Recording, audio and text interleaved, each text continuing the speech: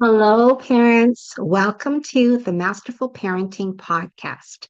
I'm Anne Alvares, parent coach, school counselor, and mother of two. Do you sometimes struggle with your parenting role?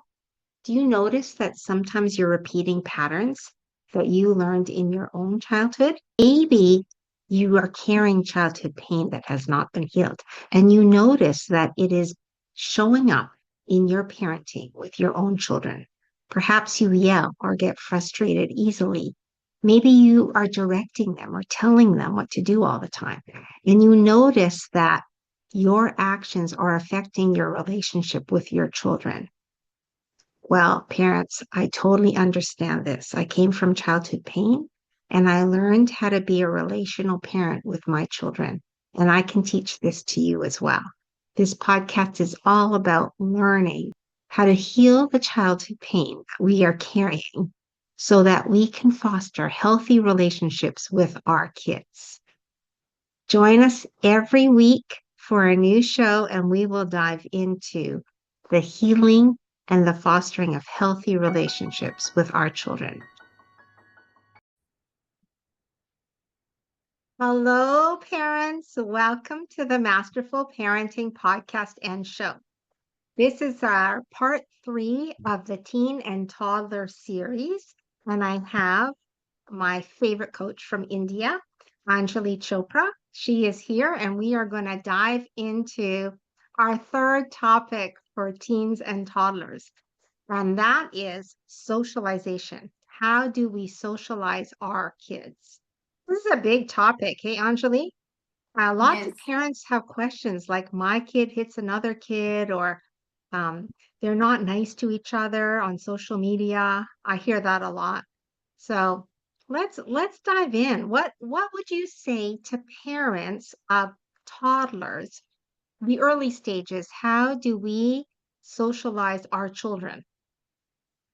So first of all, as I in every of our podcast, I say that they have just entered into our zone, our earth, the place they are into, and this is a very new place for them. Let's consider it like that. And they have come with their own personalities, like maybe some DNA from their grandparents too, right? We can't pinpoint anything when they are very young, so we have to just observe them and give them that environment where they can explore themselves, and we have to be very very patient with them. We can't actually think that they should be doing like this because we do it like this. Yes, yes. Yeah, I if like that you if said to any of observe them. Yeah, if any Yeah. of our friends are coming to our home and we want them to interact with them there and then and wish them good morning, or any thing, we tell them, okay, do this. So there is a thing when we are actually telling them something, they have to think and process it also. So we need to have Yes. that patience of giving them that processing time, Yes. right? Yes. And there are kids who are very shy. Shy doesn't actually mean that they don't want to interact. Maybe they are observing people, whether they are feeling comfortable in their presence or not. Mhm. So, how the environment is changing while the guest is at house. So, all these things, if we keep in mind, we get into that zone. Okay, my child will be okay and will be comfortably sitting with the guest, or maybe not sitting with the guest is also okay with me. Right. Right. So, like, basically, you're saying we need to relax as parents and not get so worried if our children are shy or if they don't want to say hello or talk to Right, somebody, right? Like right, we have to be calm about it. We don't want to make them anxious and get uptight ourselves about it or get angry about it, right? So, and you said, I like what you said about observing our children because our children come already, they have some of their personality traits already, right? When they're little. You know if right. they're a talker, right? Or they're very, very shy, or sometimes they just go through stages of shyness too. But I like how you said that we have to. we have to just relax and not get worried about it, right? And then Right, right. what about parents themselves? Like what can they do to encourage their toddler to talk or to say hello or to I don't know, say a few more words? What do you think parents can do besides So observing? Besides observing. parents can just be the role model, and children are going to reflect everything back. I Maybe love not that. everything. Be ready Yeah. for that also. Maybe not everything. If a parent is very outgoing and want to spend time with friends, doesn't really mean that the child is also the same. Yes. But yes, we can do some, we can take few steps. Like we can be very welcoming to the guest, like how Mhm. we show our energy to the guest. We should not never forget the child is also observing. Yes. Yes. Maybe the child is not very welcoming to the adults, but very welcoming to the kids. They have their own Yeah. choices, right? Respecting Mhm. their boundaries and respecting their choices, we can give them that free hand. Okay, we Yeah. are giving them a way how to interact with their peers. Yes. Yes. And just because your baby, your toddler is shy, doesn't mean they'll always be shy, right?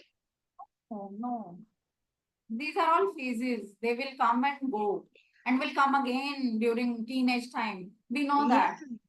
Yes, So exactly. sometimes we say toddlers and teenagers are same. So it happens like the same patterns we see in toddlers, we see the same patterns in teenagers also. That's why we It's started this podcast. yes. Yes, it Yeah, is so true that they go through these phases and right. we have to just we have to chill out. We have to relax about it, right? I was thinking about my oldest son. He's 25 now.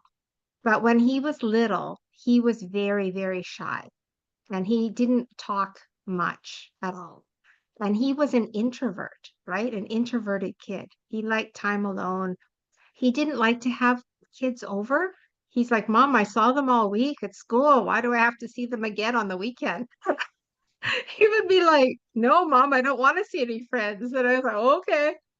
But when I was a little bit worried about him, I thought, Oh, is this how he's going to be? But as he grew into adulthood, when he started working, when he started working, that's when he learned how to socialize, like in the workforce, because you actually have to talk to customers, right? When you're serving them. Right. And that's what he was doing. He was talking to customers, quite well-off customers, because it was a high-end golf club. And so he learned and gained so much confidence from that job.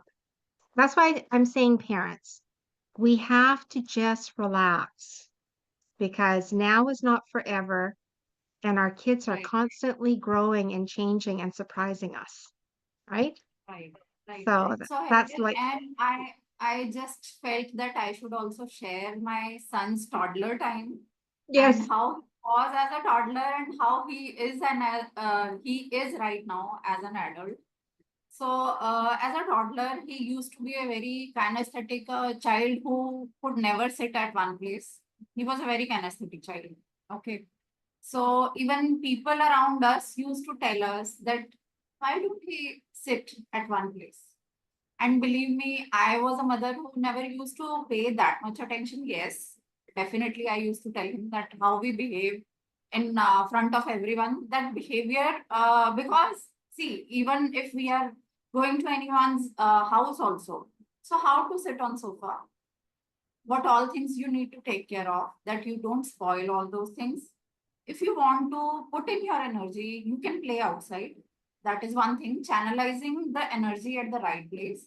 That is mhm, important because toddler will be toddler. You have to see how you can channelize that energy, right? So I think exactly.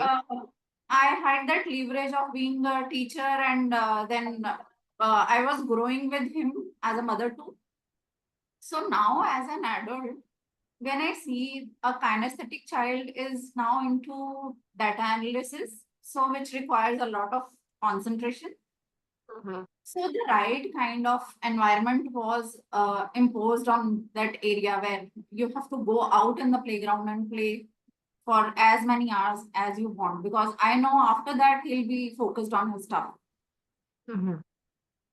right? And he, for his entire school college time, he was a sportsman. He is a sportsman right now also. But those sports were very helpful for him to channelize that full energy at one place and then focus on the things which are required. Maybe he'll require very little time to study, but with full focus. So when we Mhm. actually understand what is the requirement of a child as a toddler, how to channelize it, then the things are sorted. Yes, exactly. That's why I think that's why you said to observe your child because, some toddlers, they have a lot of energy and they move around a lot, and it's hard for them to sit still at the dinner table. Actually, it is Right, really hard for toddlers to sit at the dinner table.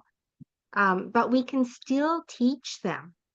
We can still say, try to sit for a few minutes or say thank you, say please. I think you have to start that early. Starting the manners early is really important, right? Say thank right, you, say hello. right, When they're right, little, they'll be like, hello. They'll do it automatically because they'll see you do it. And then you can right, remind them, right? You can remind them about that. I think it's easier right, actually with toddlers. The socialization piece can be a bit easier, right. except that they do get, sometimes they get clingy. They want to be with mommy or daddy, right? Because they're scared. But that's normal. That's normal, yes. It's us only as parents, we think a lot. Mhm. The trouble arises when we think a lot what the other people will think, how my child is behaving. This is not the right way. There is nothing called right or wrong. There is a way, and we have to set it according to the comfort of everyone, Yes, right? yes, So if yes, the child, like I gave one example, if the child is very kinesthetic and not sitting at one place, channelize that energy. But yes, yes, like how you said, you have to teach manners, how yeah, you have to take care. We can always tell our kids how you have to take care of the stuff lying around. If we are going to anyone's house, yes, we can't break that. And with yes, that, how to do it, that is again equally important, because telling them is not sufficient.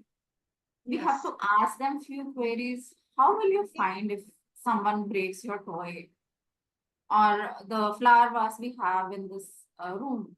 How will you feel? yes, Definitely, the child will say, I will not feel good, I'll feel angry, or something like this. yeah, And then we can guide them in the same way. We are going to someone else's place and we have to take care that we don't break anything, we don't yes, spoil anything at their house. hmm, So this is how correlation can happen. Like they are yes. understanding that I am doing the same stuff which I want for myself. Yeah. And we can't expect them to know everything. Like when they go to someone's house and they've played with the toys and the toys are a mess, you know, when they're toddlers, you can say, "Okay, let's clean up before we go home." And then you can actually clean up with them because Right, now you're actually taking that moment to teach them, right? And so then when they get older, they will know, "Oh, when I go to my friend's house, I'm going to help clean up after we play, right? It'll be right, just automatic, right? right, right. Yeah, yeah. So I I think know. we have two steps now. One is preparing before going to anyone's place, and the second is when we are there at that place, and Mhm. then the things are sorted. Like we are training them for that socialization. So these Yeah, two steps will be, I think, yes. very fruitful for our audience also. Right, right. Okay, good. So, okay, let's move on to teens. I know with teens, it's challenging because of the stage of development that they're in. Like if they have had friends along their journey and then they go into high school and they keep some of those friends. Sometimes the friendships work out, sometimes they don't, right? But um, they can be very suspicious. Yeah, Mm. they can be a little bit suspicious of other people. And then also they're in a stage where they're very self-conscious. So, like, I know my youngest son, he's always concerned about his hair. Mom, does my hair look good? Things like that, right? This is normal teenage development. They get very concerned about how they appear to other people, right? Which is okay, which is totally fine, right? But the thing is that you don't want them to lose themselves in trying to fit in with others. And you also want to make sure that the friends that they have are good people, right? I don't know. I always say to parents, you have to know your children's friends because if you don't know their friends, then you can't protect them, right? Right. And part Right. of the social piece with teenagers is the peer pressure. They can be a totally good kid, but if they're exposed to a friend who is peer pressuring them, then they may end up vaping or doing something you don't want them to do, right? So that's why it's so important to know their friends. Have their friends come to your house. Like bring them along. I haven't met them. I don't know them. I remember my oldest, he wanted to go on a bike ride with his friend, but I didn't know his friend. So I was like, no, you're not going on a bike ride with a friend that I don't know. Can you bring him to the house? And he did. He brought him to the house. I met him and I was totally fine. Once I met him, my fears were eased, right? And I think so that's a really key part. And also sometimes our teens may forget manners. So it's okay to remind your teen. Oh, remember to say please, remember to say thank you. Remember when you're in someone's house that you offer to help clean up, right? Like you had dinner at Roger's house, did you help clean up? You know, that sort of thing. I think is okay to remind them. But I like what you said about how we're the role models because we're still the role models even when they're teenagers, right? So when we are socializing in a kind, respectful way, when we go to family dinner with our kids, we try and help the host clean up, right? Tidy up. We remind the children to tidy up. And then we say thank you. We're gracious, right? We're grateful. So I think all of that is key. Um, when there's unhealthy friendships, I talk a lot about this to teenagers because sometimes they have unhealthy friendships. Right. And they'll say, my friend won't talk to me anymore because I'm friends with so and so. And I said, okay, but friendship is not ownership. When you have a friend, they don't own you. You can be friends with anyone you want to. And it's not healthy if somebody is trying to control you in a friendship, right? And also, if they talk behind your back, gossiping, this happens a lot with teens. Um, is that healthy? Do you want a friend that's talking about you behind your back? Like, wouldn't it be better if the friend talked to you? Wouldn't it be better if the friend said to you what was the problem? And a lot of times when I'm doing my counseling with teenagers, I bring them together and I say, you need to talk to each other. Do not spread gossip about other people. Deal directly with the person that you're having the problem with, because that's how you can solve the problem. You can't solve the problem talking to everybody else about that person, right? So that we can do as parents too. We have to make sure that we are keeping our children being healthy with their friends, you know? Say, if they complain about a friend, oh, so and so is this, then you can say, why don't you talk to your friend about it? Why don't you tell him how you feel? Tell her how you feel about it. See what they Right. say, right? Or Right. if there's a misunderstanding, maybe ask, oh, you didn't invite me to the party. How come? Right? Like just be honest and open because friendships are supposed to be honest and open. And you should be able to talk to your friend about anything if it's a true friendship, right? So I talk to them about what real friendships are and what's not a real friendship, because Right, right, a friend that makes you do something that gets you in trouble, a friend that makes you do something that's unsafe is not a friend. right, So I think it's so important we as parents need to teach that to our children that a friend is always going to think what's best for you. Otherwise, they're not a real friend, right?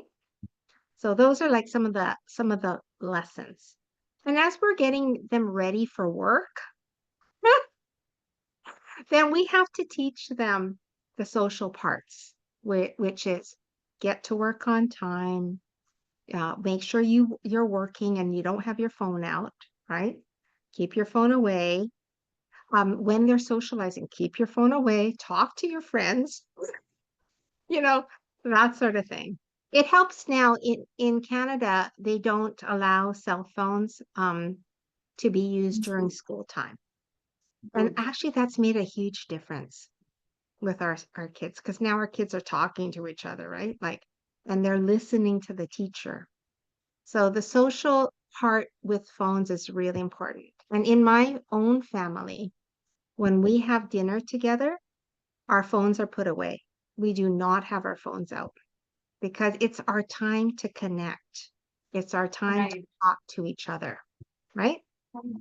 That's part of Yeah, and screen socialization. time is actually taking the entire social life, and social life we don't actually confined to only friends. Social life is connecting with others like family members and one's own self too. So we Mhm. are a part of the society. What we want from our life, that is equally our responsibility. And when we are actually engaged into phone 24 by 7, how can we even think about our own selves? Yes. Right? Yes. What is good for me, or what I'm not liking, or what I want to change. All these things come when we are disconnected from the outer world and we sit with our own selves, maybe for journaling or sitting just like that, having a cup of coffee Yes. without phone, Yes. without screen. Yes. Yes. I think like what you said before, we have to be the role models. So I mean, honestly, my kids will call me out on if I have my phone out, they're like, Mom, put your phone away. We're having dinner or we're having lunch.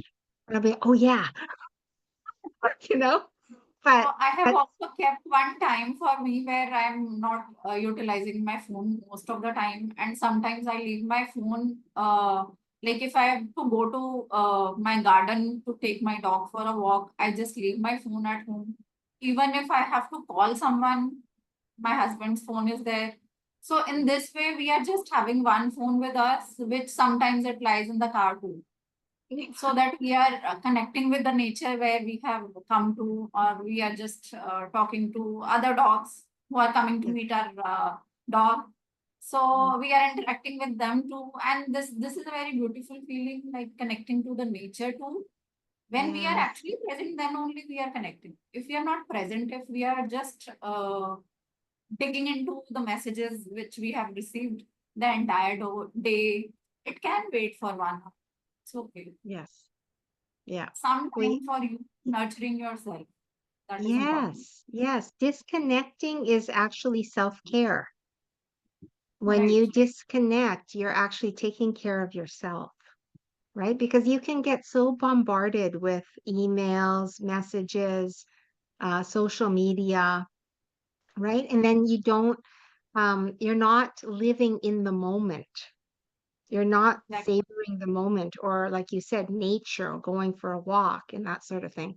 It's so funny because my youngest son, we went for a nice walk yesterday with um, my friend and her son. Our sons they have been friends since preschool, and we are friends. So we all decided to go for a walk together, and we had a really great time, really fun. But when we got home, my youngest said to me, Mom, I really like this friend. I don't want to say his name, but I really like this friend. We can talk and talk. And not once did he take out his phone. Whereas my other friends, I'm talking to them and they're on their phones. And I said, "Oh, so you see the difference, right?" And he said, "Yeah."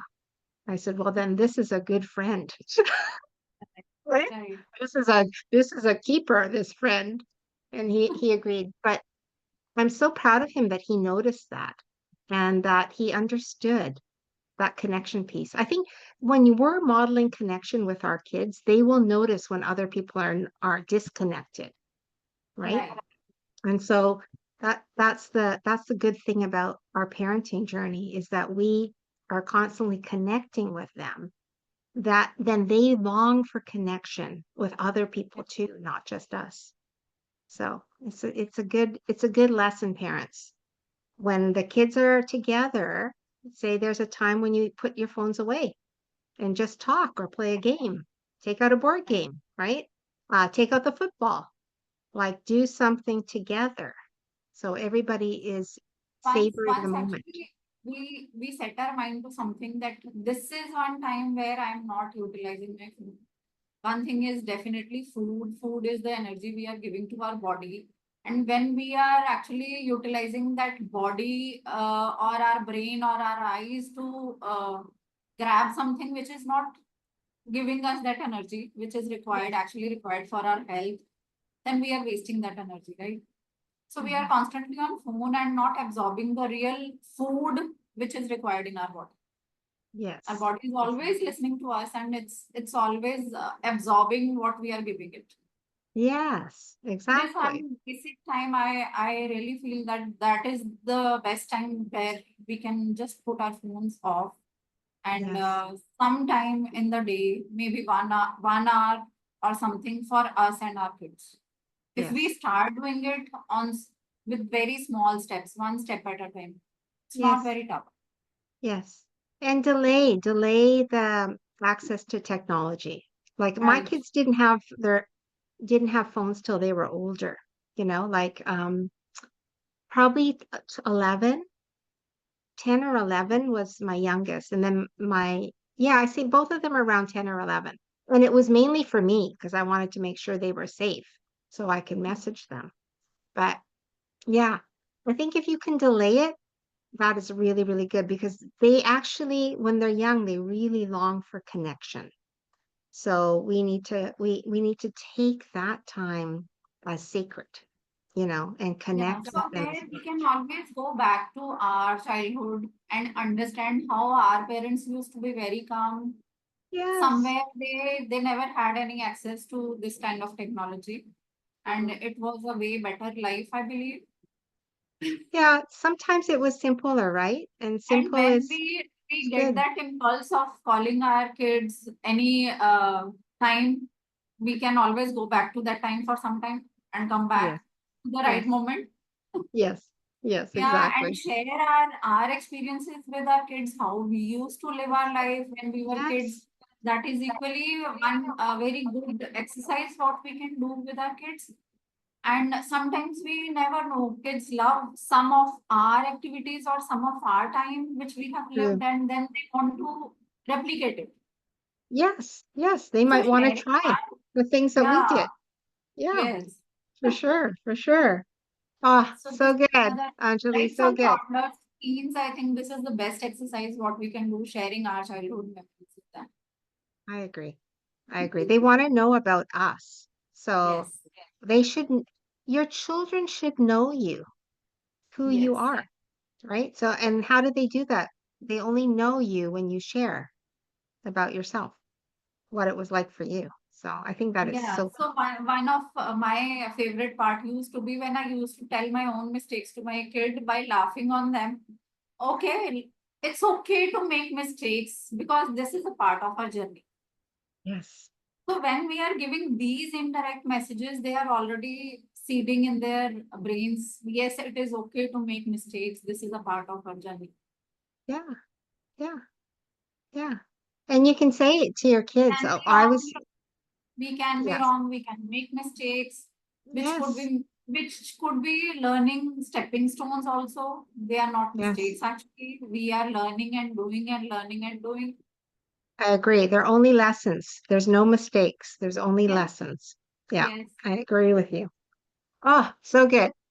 Okay, Anjali, I'm going to do a quick recap for parents, okay? And then maybe you can share how parents can find you as well. Okay, so the recap for toddlers, Anjali said, we are the role models. We're the role models for teens and toddlers, honestly, when it comes to socialization. And we have to model it, and then we have to teach it to them.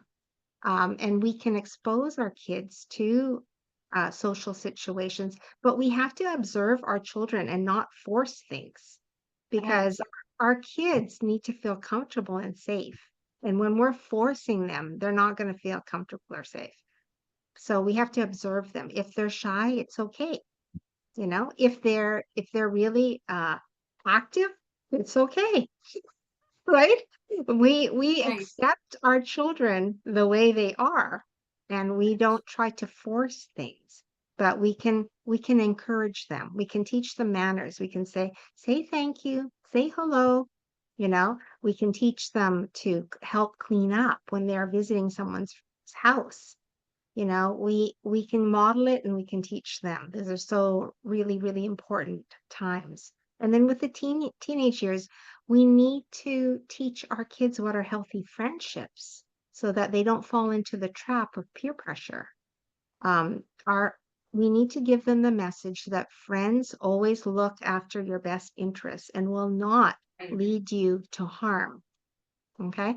Uh, and then we have to be patient with them also because they do go through stages. They become very self-conscious, um, and they want to fit in. So we just have to allow them. We have to give them space. We have to build up their confidence. And then we have to also teach them about, again, continuing manners, and the values that we have. Time to connect, put your phone away. When you have your friends over, maybe we can play a game, do something with them that connects with them, live in that moment instead of losing time to devices. Is that Right. good, Anjali? Did I forget anything? I think we covered everything. Okay, good, good. Okay, tell parents where they can find you. So they can always find me on my website. We will be sharing the details in the Yes, captions, yes, right? yes. In my podcast notes, there will be Anjali's links so you can connect with her parents. Right. Okay, thank you so much, Anjali. That was so Thank you good. The so much. parent toddler Thank series. Yeah, we did one. And if parents have any other queries, if they want any other topic to be taken, they are free to comment down below. Thank you so Okay. much. Yes, parents, if there's any topics that you want us to cover, feel free to let us know and we can do that. That'd be excellent. Okay, thank you. Thank you, Anjali. Thank you, parents. We will see you Much, next Anne. time. Thank you. Take care, everybody. Thank you, parents, for joining the show today. I hope it was valuable and that you have some useful tools to use with your children. If this show blessed you or changed you in any way, I would appreciate a review on my podcast, or subscribe to my YouTube channel, or perhaps you could even recommend our masterful parenting to your family and friends. Thank you so much, parents.